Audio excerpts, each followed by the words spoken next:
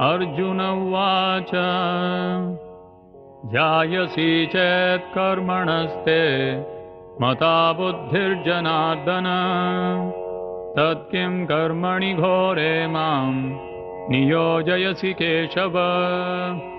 Arjuna said, O Janardana, O Kesava, why do you want to engage me in this ghastly warfare, if you think that intelligence is better than fruitive work? व्यामिश्रेणेव वाक्येन बुद्धिं मोहयसीव मे तदेकं पदनिश्चित्य येन श्रेयोऽहमाप्नुयाम्. My intelligence is bewildered by your equivocal instructions. Therefore, please tell me decisively which will be most beneficial for me. श्रीभगवानुवाच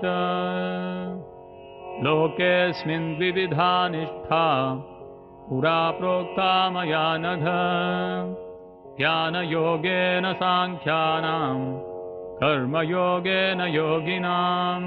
The Supreme Personality of Godhead said, O sinless Arjuna, I have already explained that there are two classes of men who try to realize the self. Some are inclined to understand it by empirical, philosophical speculation, and others by devotional service. न कर्मणामनारम्भाम् नैष्कर्म्यं पुरुषोऽश्नुते न च सन्न्यसनादेव सिद्धिं समधिगच्छति. Not by merely abstaining from work can one achieve freedom from reaction, nor by renunciation alone can one attain perfection. न हि कश्चित् क्षणमपि जातु तिष्ठत्य कर्मकृत् कार्यते ह्यवशः कर्म सर्वः प्रकृतिजैर्गुणैः. Everyone is forced to act helplessly according to the qualities he has acquired from the modes of material nature. Therefore no one can refrain from doing something, not even for a moment. कर्मेन्द्रियाणि संयम्य य आस्ते मनसा स्मरन् इन्द्रियार्थान् विमूढात्मा मिथ्याचारः स उच्यते. One who restrains the senses of action but whose mind dwells on sense objects certainly deludes himself and is called a pretender. यस्त्विन्द्रियाणि मनसा नियम्यारभतेऽर्जुन कर्मेन्द्रियैः कर्मयोगम् असक्तः स विशिष्यते. On the other hand, if a sincere person tries to control the active senses by the mind and begins karma yoga, in Krishna consciousness, without attachment, he is by far superior. नियतं कुरु कर्मत्वं कर्मज्यायो ह्यकर्मणः शरीरयात्राभिजते न प्रसिद्ध्येद कर्मणः. Perform your prescribed duty, for doing so is better than not working. One cannot even maintain one's physical body without work. यज्ञार्थात् कर्मणोऽन्यत्र लोकोऽयं कर्मबन्धनः तदर्थं कर्म Kaunteya मुक्तसङ्गः समाचर. Work done as a sacrifice for Vishnu has to be performed, otherwise work causes bondage in this material world. Therefore, O son of Kunti, perform your prescribed duties for his satisfaction, and in that way you will always remain free from bondage. सह यज्ञाः प्रजाः सृष्ट्वा पुरोवाच प्रजापतिः अनेन प्रसविष्यध्वम् एष वोऽस्त्विष्टकामधु. In the beginning of creation, the Lord of all creatures sent forth generations of men and demigods, along with sacrifices for Vishnu, and blessed them by saying, Be thou happy by this yajna, sacrifice, because its performance will bestow upon you everything desirable for living happily and achieving liberation. देवान् भावयतानेन ते देवा भावयन्तु वः परस्परं भावयन्तः श्रेयः परमवाप्स्यथ. The demigods, being pleased by sacrifices, will also please you, and thus, by cooperation between men and demigods, prosperity will reign for all. इष्टान् भोगान् हि वो देवा दास्यन्ते यज्ञभाविताः तैर्दत्तानप्रदायैभ्यो यो भुङ्क्तेस्तेन एव सः. In charge of the various necessities of life, the demigods, being satisfied by the performance of yajna, sacrifice, will supply all necessities to you. But he who enjoys such gifts without offering them to the demigods in return is certainly a thief. यज्ञशिष्टाशिनः सन्तो मुच्यन्ते सर्वकिल्बिषैः भुञ्जते ते त्वघं पापा ये पचन्त्यात्मकारणान्. The devotees of the Lord are released from all kinds of sins because they eat food which is offered first for sacrifice. Others, who prepare food for personal sense enjoyment, verily eat only sin. अन्नाद् भवन्ति भूतानि पर्जन्यादन्न सम्भवः यज्ञाद् भवति पर्जन्यो यज्ञः कर्म समुद्भवः. All living bodies subsist on food grains which are produced from rains. Rains are produced by performance of yajna, sacrifice, and yajna is born of prescribed duties. कर्म ब्रह्मोद्भवं विद्धि ब्रह्माक्षर समुद्भवम् तस्मात् सर्वगतं ब्रह्म नित्यं यज्ञे प्रतिष्ठितम्. Regulated activities are prescribed in the Vedas, and the Vedas are directly manifested from the Supreme Personality of Godhead. Consequently, the all-pervading transcendence is eternally situated in acts of sacrifice. एवं प्रवर्तितं चक्रं नानुवर्तयति हयः अघायुरिन्द्रियारामो मोघं पार्थ स जीवति. My dear Arjuna, one who does not follow in human life the cycle of sacrifice thus established by the Vedas certainly leads a life full of sin. Living only for the satisfaction of the senses, such a person lives in vain. यस्त्वात्मरतिरेव स्यात् आत्मतृप्तश्च मानवः आत्मन्येव च सन्तुष्टः तस्य कार्यं न विद्यते. But for one who takes pleasure in the self, whose human life is one of self-realization, and who is satisfied in the self only, fully satiated, for him there is no duty. नैव तस्य कृतेनार्थो न कृतेनेह कश्चन न चास्य सर्वभूतेषु कश्चिदर्थव्यपाश्रयः. A self-realized man has no purpose to fulfill in the discharge of his prescribed duties, nor has he any reason not to perform such work. Nor has he any need to depend on any other living being. तस्मादसक्तः सततं कार्यं कर्म समाचर असक्तो ह्याचरन् कर्म परमाप्नोति पुरुषः. Therefore, without being attached to the fruits of activities, one should act as a matter of duty, for by working without attachment one attains the Supreme. कर्मणैव हि संसिद्धिम् आस्थिता जनकादयः लोकसङ्ग्रहमेवापि सम्पश्यन् कर्तुमर्हसि. Kings such as Janaka attained perfection solely by performance of prescribed duties. Therefore, just for the sake of educating the people in general, you should perform your work. यद्यदाचरति श्रेष्ठः तत्तदेवेतरो जनः स यत्प्रमाणं कुरुते लोकस्तदनुवर्तते.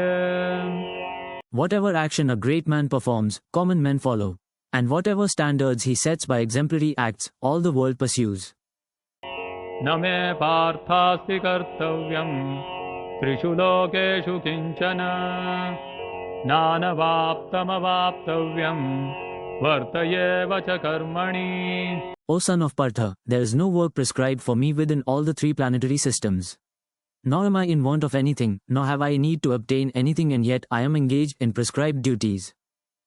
यदि ह्यहं न वर्तेयं जातु कर्मण्यतन्द्रितः मम वर्त्मानुवर्तन्ते मनुष्याः पार्थ सर्वशः. For if I ever fail to engage in carefully performing prescribed duties, O Partha, certainly all men would follow my path. उत्सीदेयुरिमे लोका न कुर्यां कर्म चेदहम् शङ्करस्य च कर्ता स्याम् उपहन्यामिमाः प्रजाः. If I did not perform prescribed duties, all these worlds would be put to ruination. I would be the cause of creating unwanted population, and I would thereby destroy the peace of all living beings. सक्ताः कर्मण्य विद्वांसो यथा कुर्वन्ति भारत कुर्याद् विद्वांस तथा सक्तः चिकीर्षुलोकसङ्ग्रहम्. As the ignorant perform their duties with attachment to results, the learned may similarly act, but without attachment, for the sake of leading people on the right path. न बुद्धिभेदं जनयेत् अज्ञानां कर्मसङ्गिनां जोषयेत् सर्वकर्माणि विद्वान् युक्तः समाचरन्. So as not to disrupt the minds of ignorant men attached to the fruitive results of prescribed duties, a learned person should not induce them to stop work. Rather, by working in the spirit of devotion, he should engage them in all sorts of activities, for the gradual development of Krishna consciousness. प्रकृतेः क्रियमाणानि गुणैः कर्माणि सर्वशः अहङ्कारविमूढात्मा कर्ताहमिति मन्यते.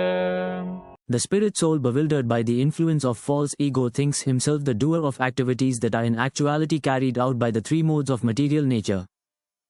तत्त्ववित्तु महाबाहो गुणकर्मविभागयोः गुणागुणेषु वर्तन्त इति मत्वा न सज्जते. One who is in knowledge of the absolute truth, almighty armed, does not engage himself in the senses and sense gratification, knowing well the differences between work in devotion and work for fruitive results. प्रकृतेर्गुणसम्मूढाः सज्जन्ते गुणकर्मसु तान् कृत्स्नविदो मन्दान् कृत्स्नविन्न विचालये. Bewildered by the modes of material nature, the ignorant fully engage themselves in material activities and become attached. But the wise should not unsettle them, although these duties are inferior due to the performer's lack of knowledge. मयि सर्वाणि कर्माणि सन्न्यस्याध्यात्मचेतसा निराशीर्निर्ममो भूत्वा युध्यस्व विगतज्वरः. Therefore, O Arjuna, surrendering all your works unto me, with full knowledge of me, without desires for profit, with no claims to proprietorship, and free from lethargy, fight. ये मे मतमिदं नित्यम् अनुतिष्ठन्ति मानवाः श्रद्धावन्तो न सूयन्तो मुच्यन्ते तेऽपि कर्मभिः. Those persons who execute their duties according to my injunctions and who follow this teaching faithfully, without envy, become free from the bondage of fruitive actions.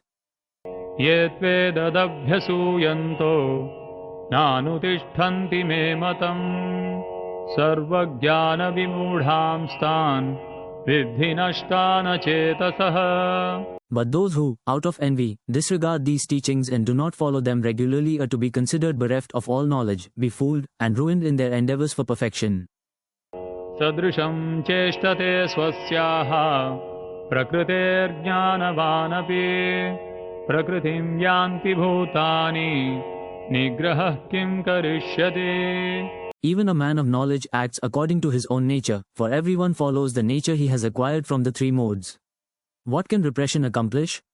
इन्द्रियस्येन्द्रियस्यार्थे रागद्वेषौ व्यवस्थितौ तयोर्न वशमागच्छेत् तौ ह्यस्य परिपन्थिनौ.